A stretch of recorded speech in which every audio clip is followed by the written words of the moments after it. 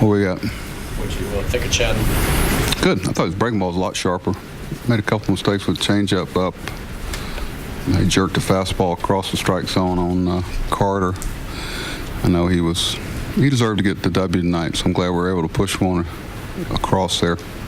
The last couple times it seems like his breaking ball has been better.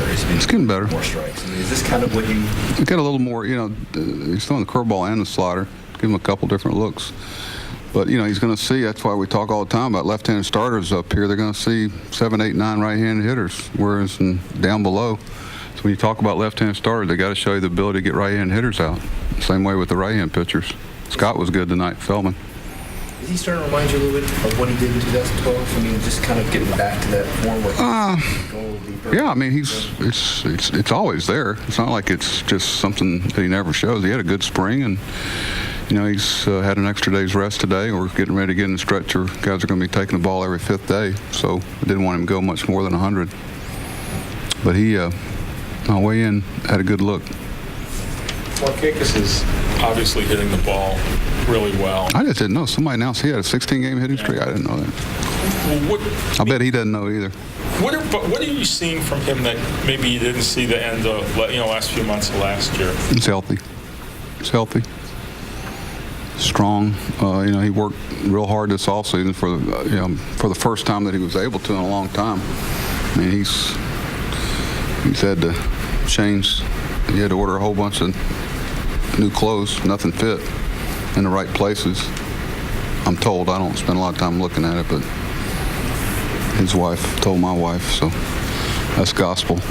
But Nicky is getting some balls in that he's staying inside of and getting the barrel to and pulling his hands inside, and he's hard to defend. We were thinking about it. We were talking about it against Tampa Bay in the dugout. There's many tendencies and shifts and things go on. He's the one guy, if you play him out of position, he's going to burn you. He's a guy that's really hard to defend because he moves the ball around the diamond.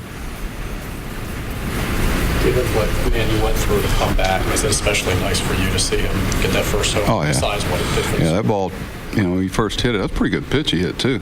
I bet Scotty wouldn't take that one back unless he knew where it was going. Yeah, he had a hit and run another time, put it in play well. Probably the double play was, the 2 or 3 double plays were key in the ball game again. John's really, you can tell that JJ's getting more and more comfortable about speeding the game up for John. Early on, you try to be a little bit more deliberate till he gets his feet on the ground. You get a feel for him. You can tell JJ's getting more comfortable in speeding the game up for John. Scope gets that hit tonight with 2 outs.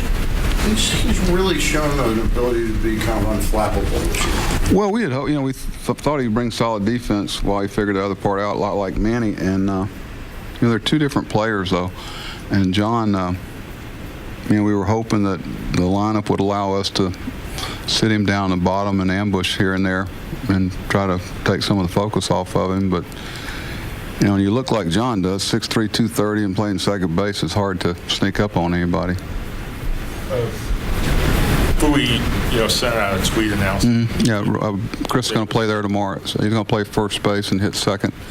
And don't want him to lead off, and I don't want him to have the problem of not getting enough at bats before he may or may not come out of the game.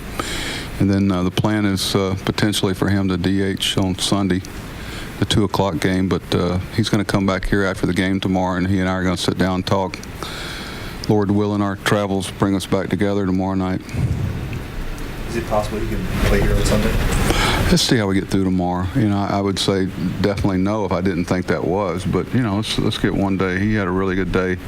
There's 2 parts to this. He's got to come in tomorrow here first and feel good physically like he did today. And then he'll go over there and take batting practice and then play, hopefully. And 7 to 9 innings and get 4 at-bats, hopefully. And then he and I'll sit down when he gets back with Richie.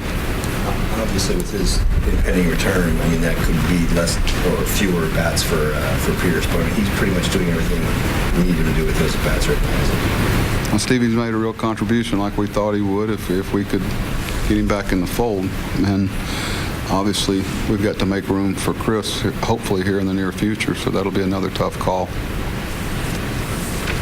Sort of following up on Stan's question about scope, does it say something about him, or is it just a coincidence that even though he hasn't had that many hits, he seems to step up in situations? John, the one thing you look for is a guy doesn't let one at bat dictate the whole. Seen him have some challenging at bats, and then all of a sudden, he'll whack one somewhere, and he's still in the infant stage of his career, hopefully, but John's pretty tough mentally, and I tell you, he's got a real strong support group around him. He's a guy that's real easy to like, and the guys feel real comfortable imparting advice for him, and he's real receptive to it, and not to a fault. Sometimes you can take in too much. John, he smiles easily, doesn't take himself too seriously, but he's a competitive guy. He doesn't like, he wants to do the right thing, and that's something that's very admirable. But he's not let one at bat affect him so far.